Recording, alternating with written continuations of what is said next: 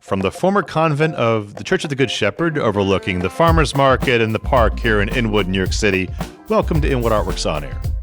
It's where we meet the musicians, filmmakers, writers, theater makers, and artists of all stripes who make their home what we affectionately call Upstate Manhattan. I'm your host, Aaron Sims, and today we are welcoming filmmaker Carlos Hiciano. Carlos was born and raised in the New York City tri-state area, where he developed an affinity for both film and music. This led him to achieve his bachelor's degree in Multimedia Studies from CUNY Lehman College. Carlos's films have been recognized and well-received in multiple film festivals, including the Tunxis Short Film Festival, Chicago Horror Film Festival, and the Dominican Film Festival. In addition, his short film Quico is a recipient of the Inwood Film Festival Filmmaker Fund Awards from Inwood Art Works. He freelances in both production and post-production in film, television, and the music industry, and is often working alongside his fellow filmmaker and cousin, Alfonso Rodriguez. We're going to talk to him about his work behind the camera and so much more, but first, let me welcome you, Carlos, to Inwood Art Works On Air. It's great to see you. Thank you. Thank you so much for having me. You betcha. So, how you been? I've been good. Just staying busy. Just, getting ready for the next project. I'm like so excited that, I just finished up short film Quico, and it's in its finishing stages. It's in its final touches, doing the color pass and locking the music, and I'm excited to get back to writing and making the next thing. Well, man, oh man, we're excited for you for Quico, and let's just jump in and talk about it then. It's an emotional portrait of a young Latino boy navigating his youth in white suburb America. Where'd the story come from? It came from a place of self-reflection, really. It's loosely based on my own life where, I grew up in Jersey, but I have a lot of family here in New York and in Inwood, and I would consider Inwood my home base. But actually, when I was really young, my mother moved the family out into New Jersey because my dad got mugged one day, and she was panicking, and she was like, "We need to get out of this city." Wow. So, we all moved out there, and it definitely shaped who I've become. I grew up out in Jersey, and it was a lot nicer. It's a different area. The juxtaposition of city living to suburbia is so jarring, especially when I was very, very young. Going from city to suburbia is such a shift in culture, and so it's kind of loosely based on that. And so it's also when I was writing Quico, I started reflecting a lot about what I was going through growing up, and the feelings that I've felt, and I've realized looking back in my older age that a lot of the things that I experienced in my youth were microaggressions. I was treated very differently and cast aside almost as other, and I didn't really realize why. And I was very much of a quiet kid, so I never really stood up for myself and spoke out about being treated differently. And so when I was writing this script, it was kind of a form of catharsis and a way of exploring those feelings. And I wrote about this kid that got placed in an ESL class, even though he was a bilingual kid. And that's what happened to me. That happened to me in my youth, and I didn't really realize it. And my mother, she kind of signed off on it, and she didn't realize either. She's first generation. She came from Dominican Republic, not really knowing much. And if teachers tell her, "Oh, hey, your kid needs an extra class," she's just gonna say, "Yeah, sure, whatever he needs to give him the best life," And so I don't think my mother realized that what was happening and why I was given these ESL classes. And then I revisited that with my mom years later. I was like, "Hey, do you remember when I was in ESL? Why was I put there?" She was like, "I don't know. I just thought that was the best thing for you." And I was like, wasn't that, don't you think there was anything weird about that? And she was like, "Yeah, I guess looking now, yeah." But, why didn't she look about it then?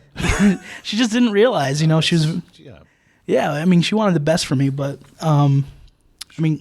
that's kind of where it came from. And so Quico also explores just the tensions, just the the unspoken like racial tensions of like what it is to be in a different environment like that. Well, Yeah. I can't wait to see it. I've read the screenplay for it, and I think it's gonna. If it plays like the screenplay, it should be pretty palpable, I think. So, didn't this film almost not get made? Yes, very much so. Like it was because of the whole pandemic. Like me and Alfonso, I showed Alfonso the script, and he was super excited about it. He was like, "Wow, this is a really powerful script. You know, I want to make this with you." And so he actually like pushed me to do it. And this was like late 2019, early 2020, and we were like, okay, we're gonna make it this year, 2020. It's gonna be our year. And of course, you weren't the only ones. Yeah. Everyone thought that 2020 is our year. 2020 said, "Oh hell no!" Right, definitely. Oh hell no! And so, I just, and we went through like the casting process, and we kind of like stopped casting because that's when everything shut down. We're like, should we even like continue? We don't know if we're even going to shoot it this summer, whatever. Yeah. And so we just kind of like shut it down, and just time passed by, and we were like, I don't know if we're going to make it, whatever. And Alfonso was the one that he was like, hey, why don't you apply for this grant, this Inwood grant? I feel like the story would be great for that. And I was like, sure, why not? Give it a shot. It was a shot in the dark for me, and like I was really surprised when I got it. I was like, wow, this is a gift from the universe. And I was like, now I definitely have to make it. Like this is I have to present something. So I was like super excited, and gave me the motivation I needed to actually, get up and going again, and then like reinvigorated my spirit almost, because, getting shut down like through COVID, it was very like harrowing for everyone, in multiple ways. And for me, it was like more so creatively, I didn't feel like writing. I didn't feel like doing anything. And, no, but that again, receiving that grant definitely like kind of put a fire under my ass. And I was like, all right, let's make some more film again. That's awesome. Well, it makes it all. I mean, first off, congratulations on getting the grant. Second off, congratulations on nearly finishing the film. Now here we are, however, 18 months later ish, and then just hearing that it made a major difference, not only on your psychological outlook of, because you're the engine behind the film, and if the engine ain't working, the film ain't getting made, and so you're the creative force behind it. Alfonso's good too. Let's give the guy some credit. But we love Alfonso. But seriously though, it warms my heart, and I'm very happy for you. And we're very grateful that that's what we do in Inwood Art Works. We like this podcast is all about putting people forward, and like yourself, and like we believe in people, and we believe in your story, and we're excited to see what we could do with it, man. Thank you so much. You bet.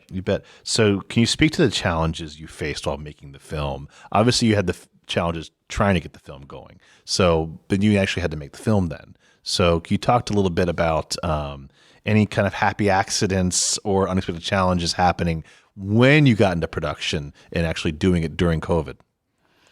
Yeah, I mean, it was kind of tough. So we ended up, a lot of the challenge were actually in pre-production. Getting everything, putting all the pieces together is like always the hardest part. It's very much like, I guess like planning a wedding almost. There's so many moving parts. Well, particularly with all the restrictions coming out with COVID too. It's like what, right. And venues being available and things like that.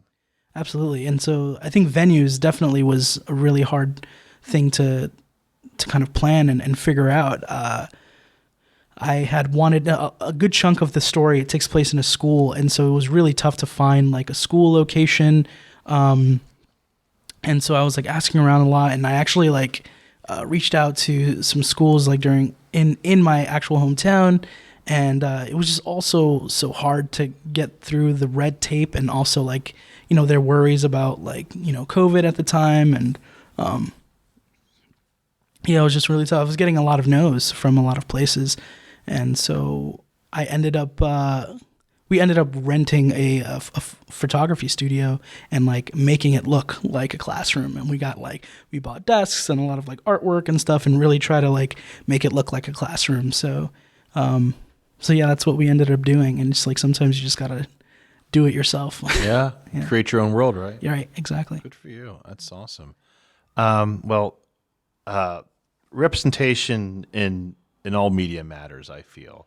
And you're looking back on your body of work, Quico being latest. One of your earliest was 10-Second Barrier, which you wrote. That was in the inaugural Inwood Film Festival that Alfonso directed. Right. So can you talk a little bit about how you create and share stories about and with underrepresented communities? It seems to be a real strong voice and focus of your work. Yeah, I mean, like some advice that I always get, like in terms of like writing for film, people always say, write what you know, and so, I tend to like to write from my own experience in terms of like my own experiences with family, like family tensions, and like being disenfranchised and like being treated differently or seen as other, and so I kind of like draw from that, and like, I mean, at the same time, I like to write for fun, and sometimes I write like horror stories and like things that are a little bit more surreal and kind of weird and different. So I don't know, I've always been kind of creative since I was young, and so I'm not sure where my creativity comes from or like my ideas, but when it comes to stuff like that, 10-Second Barrier, that's a story about a young Dominican man, and he's an athlete. He's attempting to be in the Olympics, or he's trying to be a track runner. And so, that story that deals with him and his relationship with his brother and his family. And, I mean, that just like comes from, I have a crazy family, I have like, I have like interesting cousins that are very like, eccentric and they speak loudly, and they speak in a way that's like, I draw all from that, and so I think it's important for like writers and filmmakers to like draw from people that they know, and kind of like write not about them, but like draw inspiration from like people that they know, and like, I guess I've always considered myself kind of an observant person, and so like I always observe how people talk and their mannerisms and stuff, and I like to put that in my writing. I mean, you can, I guess, call me a thief, but whatever. all the best art stolen. Yeah, exactly. Right. Well, I can't, like I said, 10-Second Barrier has played numerous times for us, and I think it's a great story. And so we mentioned your cousin Alfonso Rodriguez. Is he one of the eccentric ones? No, I wouldn't. He has his moments. I'd say. He has his moments. You know he's going to watch this, right? Yeah, I know he's going to watch it. That's why I'm trying to like paint him in a nice light. I'm sure it's not trying very hard. Yeah. Yes. No, I mean, I was going to like go on a little bit more about like, I guess representation in film. Yeah, and stuff. Please do. I didn't know how much you want to go into that. Sure. No, I mean, have you, last film I saw was actually Encanto. Have you seen that film? I've not seen it yet. It's pretty good. I don't know if you like Lin-Manuel and like his work. I hate that guy. No, said no one ever, pretty much. No, I like Lin-Manuel very much. Yeah. But I haven't had a chance to see it yet. We did see Tick, Tick, Boom, though. Oh, I haven't seen that. I need to check that out. But go ahead. I won't spoil it for you. Yeah. No, it's funny that you're like, oh, I hate that guy, because I'm actually, I kind of don't like that guy. Oh, really? Yeah. I mean, the reason why I say that, it's like, because he grew up on Payson Avenue over here, he's kind of like everyone. I get like every other day someone asks me, oh, why isn't Lin-Manuel on your board? I go, well, because he's not. I mean, he's like, he's making movies at Disney. He doesn't have time for us. Yeah. I'm sure everyone gets asked that question because he's a rich man. But he lives in Inwood, obviously, or his parents still do, I guess. And he lives in Washington Heights. But yeah, I mean, I don't. So tell me, so for the record, I do not hate Lin-Manuel Miranda. Carlos does. That's right. No, I'm not a fan of him. No, it's cool that you talk about like talking about representation in the media and stuff, and like I know there's like a side of people that don't really like him, and I want to say it's probably because of like how he represents the Latino community in film, and I'm kind of like torn on that idea, and like I love that there's more representation with like people of color in film now.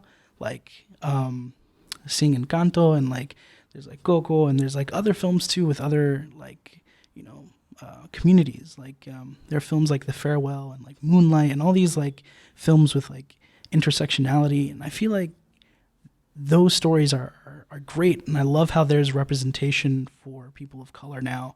The thing I don't like about Lin-Manuel, though, I feel like he uses the Latino community as like a caricature. Like I feel like he he like uses Latino people as a puppet almost to kind of like just to sell tickets, and it's like I feel like he does a disservice sometimes, because it's like we're not always people that are dancing in bodegas, and like every story is about like, happy Latinos that are, the moral of the story is about family. And it's like, that's great. But I often feel like sometimes there's like, it's lacking a bit of like truth and vulnerability in there. Like being Latino, being a person of color in America, it's a lot more complicated than just like family and singing songs and stuff. And so I feel like he does a disservice by not sharing like the vulnerable truths of what it is to be,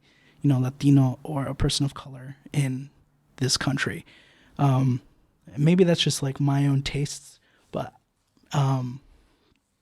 yeah, I feel like there's still stories that are yet to be shared that have way more potential of what it is to be like a person of color in America. And I feel like that's what I'm trying to do with Quico. Like I don't see stories about like microaggressions often. I don't see stories about like dysfunctional families and like what it is to struggle or like live in poverty, or like, the struggles of being a person of color in America. And it's like, I'm glad we're getting more representation, but there's still something missing, and I just feel like Lin-Manuel could do better, and I think he's aware of that, but he doesn't like want to bring it up to the forefront because he probably knows that it doesn't sell tickets, and it's kind of unfortunate and sad.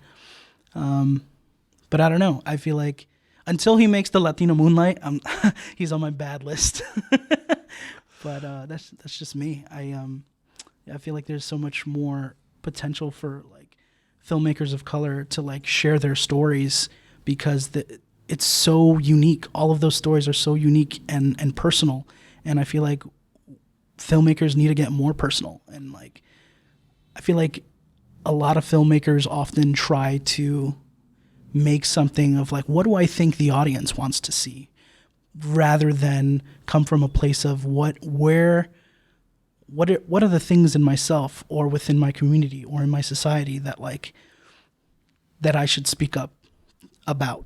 What should I kind of like, what is the thing that is like itching you and like bothering you? What's the thing that we need to talk about that no one's talking about? What's the elephant in the room that no one's talking about? And I feel like those topics call for interesting stories, and I feel like people miss that. I agree with you. I have so many thoughts from what you unpacked there. And I'm going to work backwards for a second. Okay. I think people are afraid to do stories with teeth because it's damaging to either them emotionally, or they don't know how to tell a story truthfully. Right. I mean, that's just the way. It's the simplest way I'm going to put it. Or they don't have, or they're worried about the blowback, I guess. Right. There's three things I kind of think, and it could be more, obviously, and everyone has their own reasons why. Then going back further towards the Lin-Manuel conversations, that it's interesting that you pick on him for the truthfulness of his storytelling. That's the representation you had to deal with, because most of the blowback that I've seen throughout our community in Northern Manhattan has been representation due to casting, which was very much directed towards the In the Heights movie, saying there was not. I'll just leave it at that. Right. It was like a colorism issue. Correct. There was a colorism issue, and then there's a colorism issue within the Dominican community as well. Right. So there's that on top of that. I mean, yeah, right. That speaks to the. But that speaks to the, going back to what you're saying. If you're going back to the truthfulness of storytelling, it's complicated, and I'm going to defend him for a second, because that isn't part of the storytelling of the story of In the Heights. It's not part of that story, Right. As the narrative story. Right. Playing devil's advocate, it's very much about the real story of the people who live in Washington Heights, right, in Inwood. So that's, you know what I mean. And so like exactly. you and yet it's, and then you go again. I'm flipping back and forth because and going and also trying to actually parrot exactly everything I listen to you say is that you have big budget Disney money behind this and John Chu directing it, who did Crazy Rich Asians, and it's going to be as shiny and glossy as possible. Right. If you're looking for teeth, you're looking for grit, if you're looking for verisimilitude, you're not going to get it.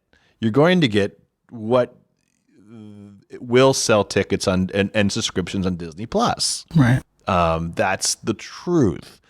Yes, of course they want to make a good movie. I mean, let's not go. I'm not saying they're total capitalists, and maybe you are, but I'm just saying. But I'm saying, and I'm not putting words in your mouth, but I'm saying like there is. Let's face it. You know, it's corporate. Disney's corporate, and it's what it is. But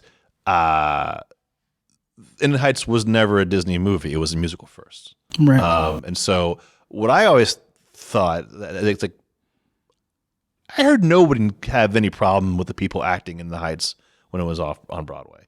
Not one person I ever read or talked to me about, and I work in the theater industry, complained about representation in the Heights until it went to be a movie.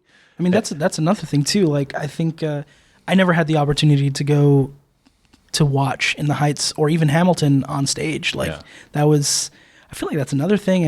I mean, obviously he caters to, you know, I feel like it's like a classist issue too. Like he doesn't like make it accessible for the people of that community, and he's like using that's an the Latinidad of our culture, our people, and it's like, yes, this I'm gonna tell a story about these people, but this story isn't for those people. It's for a different class of people, and it's like, dude, how are you gonna make a story about your culture and then not make that accessible to your own culture? It's like that's not cool. Yeah, you know. Yeah. I mean, that's what I think. And now that it's more accessible on, streaming services and people of color are seeing that and they're like, hey, why aren't I represented here? Being Dominican is like, there are all different shades of Dominicans, Sure. And so, like, what's the issue here? Like, there's definitely, it's definitely done intentionally. And I know he tried to backpedal and was like, we'll do better next time. And it's like, will you? Like, I don't know. Will you? And truth be told, too, is that you look at his body of work, it isn't a lot in the grand scheme of things. He hasn't done a ton of work. He's acted in the Mary Poppins thing, and he has literally 2 musicals. He has Hamilton, and he has In the Heights. That's it, right? Was Tick Tick Boom? Tick Tick Boom was Jonathan Larson. But was that a musical beforehand? Before, yeah. It was a stage musical by Jonathan Larson that he directed, and so my point is that he hasn't done he does not have a huge body of work, but what he has done, I mean, Hamilton really blew him up, and and he's done, of course, like the Star Wars Cantina stuff for the J.J. Abrams movie and Force Awakens, I believe it was, and then he's done a few other things here and there, and power to him. And I'm not trying to turn this podcast into his podcast, but it's yours. But it's just so interesting to me that you bring him up as a member of this community and you take exception to him and his work when he definitely claims this community as like the source of his inspiration. And I think that's an interesting conversation about representation that has kind of comes full circle, I think. Saying who we, it makes a question of like who we are as a community, as in a community of artists and community of filmmakers, and who, and the kind of work you want to do, which is obviously everyone's individualistic in their own pursuits and their own work and all that stuff. But it's not telling the stories of the community. Or a version of truth of the community. Right.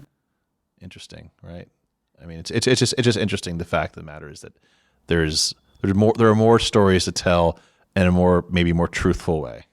There definitely is. Yeah, I agree with that. And like, granted, you're right. He doesn't have a large body of work, and I'm sure he's making a ton of stuff.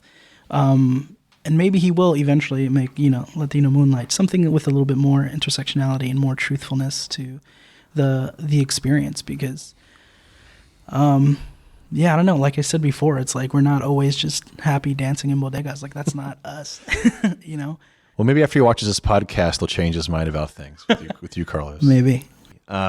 So, Carlos, what advice can you give to writers and filmmakers out there? Write what you know is a good one, I think. But what advice can you give to people who are starting out and or who are having difficulties in getting their early projects off the ground to get noticed? I'd say, I guess, try to do everything.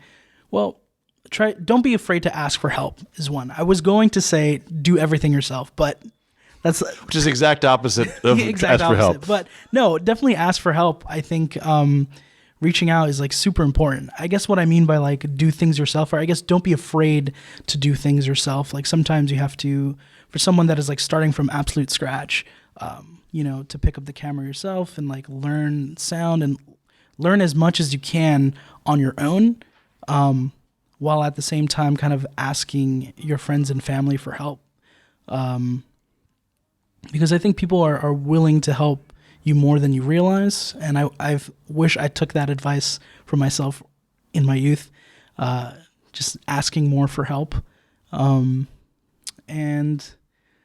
also school isn't always that important. I learned a lot from actually just practicing it and doing film, making a lot of mistakes. And it's like, don't be afraid to make those mistakes and show people those mistakes.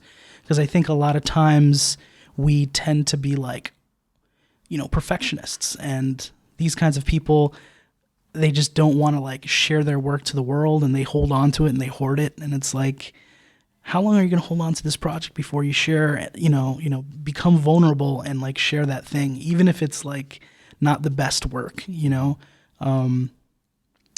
I think people are often just scared and they don't want to like share what they have to offer, even if it isn't always the best. And it's like, just share it, because just the act of sharing it is, you learn something from it. Like every single project that you make, how big or small, you learn something from it and you take it to the next thing that you do. So don't be afraid to like share, apply for things, apply for grants, apply for, whatever it is, even if you think you're unqualified, just do it. It's like the worst that can happen is a no.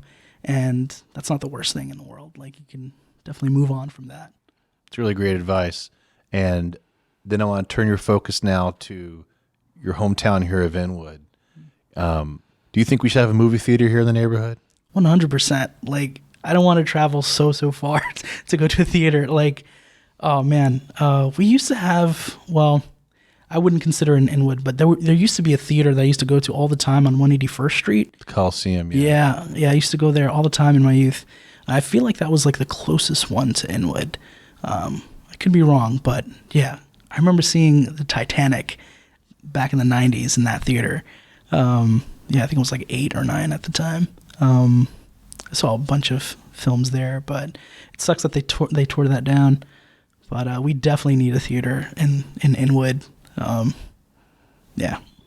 Well, hopefully, with the groundswell of filmmakers like yourself here, we can maybe earn one and have like a local place where people can see their local films, and maybe bring back the Titanic or some classics like that at some point. But I feel like this neighborhood could use, a cultural arts center / film center to show off local projects, because otherwise, we have to go to the closest movie theaters down in Magic Johnston at 125th, right? Yeah, definitely have to take the A, go down all the way there. It's a long way. Well, Carlos, thank you so much for taking the time to share your thoughts with us. And before you leave, so what's next for you? What's next? I mean, I'm gonna write. I'm gonna write more, and I'm gonna write as honest as I can. And like, I actually want to tackle colorism within our own community. So often I have this idea, I'm gonna like soft pitch it or just kind of like get your I guess take on it. But there's like something within the Latino community called mejora la raza, and what that means is better the race. That usually is like talked about within a family when someone is dating maybe outside of the Latino community or something like that. Like oftentimes for myself, like I've dated white women, and for whatever reason, like my family sees that as some sort of like success, and they kind of like put our relationship on a pedestal. And it's like they within the subtext, they want to like better the race of Latinos, and it's like a colorism thing. It's like, oh yeah, you got yourself a white woman, and like your kids are gonna have better genes. And it's like, that's coming from my own family. And it's like, why are they feeling and thinking this way? You know? So I kind of want to like tackle that. And that's like my next story idea. I kind of want to write about that experience within the Latino community and like why that happens, and just write honestly as I can. That's awesome, man. I love the soft pitch. I think it's a great idea. I think you should go for it. Thanks. Yeah, thank you. You bet. Well, Carlos, where can people go to find more of your work? You can find my work. I put all my work under this name, Contact Light Studios. So you can find all of my films are on vimeo.com/Contact Light Studios. I also have an Instagram, Contact Light Studios. You can find me there as well. Yeah, that's where you can find my work. Awesome. Listeners, you have your instructions, and we'll put that in the description of this episode as well for you to find, okay? Well, again, thanks, Carlos, for joining me on this Artist Spotlight edition of Inwood Art Works On Air, where we meet the musicians, filmmakers, writers, theater makers, and artists of all stripes who make their home in what we call here Upstate Manhattan. If you have a moment, please show us some love right now by rating and reviewing this podcast on Apple Podcasts. It really does help.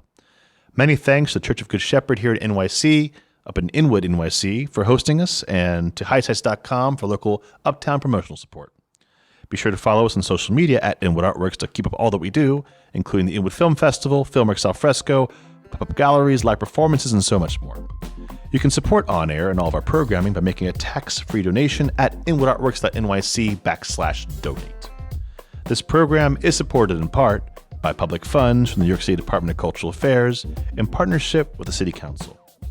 From the top of Manhattan and the bottom of our hearts, thank you so much for tuning in. This is Aaron Sims for Inwood Art Works On Air.